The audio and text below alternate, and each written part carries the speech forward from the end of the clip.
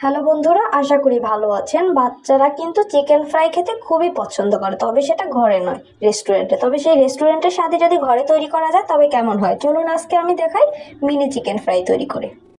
প্রথমে আমি নিয়ে নিয়েছি এখানে মুরগির বুকের অংশ, যেটা হাড় ছাড়া, সেই মাংসটা আমাদের এখানে প্রয়োজন। এটাকে আমি প্রথমে লম্বা লম্বা শেপ করে কেটে নেব, দেখতেই পাচ্ছেন কিভাবে কেটেছি। এরপর যে মাংসটাকে আমি ভালো করে ধুয়ে নেব। এখন আমি এখানে দিয়ে দিব পরিমাণ মতো লবণ, দিব মরিচের গুঁড়া, 1 চামচের মতো রসুন বাটা, এ পর্যায়ে দিব আদা বাটা এবং দিব সামান্য একটু লেবুর রস। এভাবে হাত দিয়ে আমি এটাকে মেখে নিব। এ পর্যায়ে দিয়ে দিব সয়া সস এবং এখানে আমি আরও ব্যবহার করব ওয়েস্টার সস।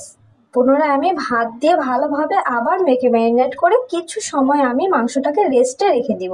এই ম্যারিনেটটা যত টাইম রাখা যায় মাংসটা ততটাই সুস্বাদু হয়। এখন নিয়েছি আমি ময়দাতে গোলমরিচ এবং লবণ দিয়ে দিব একটু মরিচের গুঁড়া। একটি চামচের সাহায্যে ভালোভাবে আমি মিক্সড করে নিয়েছি। দেখতে পাচ্ছেন কিভাবে চামচের সাহায্যে নাড়াচাড়া করে মিক্সড করে নিয়েছি। এবার আমি কাটা মুরগির মাংসের গুলোকে ময়দার সাথে ভালোভাবে মিক্সড করে নিব একটি চামচের সাহায্যে। আপনারা চাইলে এই কাজটা হাত দিয়ে করতে পারেন, সেক্ষেত্রে আরও দ্রুত হবে। সে পিসগুলো ময়দাতে আমি মেখে একে একে সবগুলো তেলে দিয়ে ভেজে নিব। এক চুলার আঁচটা মাঝারিতে রেখে আমি চিকেন ফ্রাইগুলো ভাজবো। পাচ্ছেন কিছু মাংস হয়ে গেছে, এগুলো আমি তুলে নিব। পুনরায় একই পর্যায়ে আমি বাকি চিকেনগুলো এখানে ভেজে নিব। এই তো দেখতে পাচ্ছেন, এই পর্যায়ে আমাদের বাকি চিকেন ফ্রাইগুলো তৈরি হয়ে গেছে।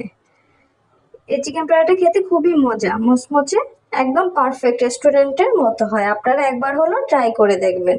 থ্যাংক ইউ সবাইকে ভিডিওটি দেখার জন্য।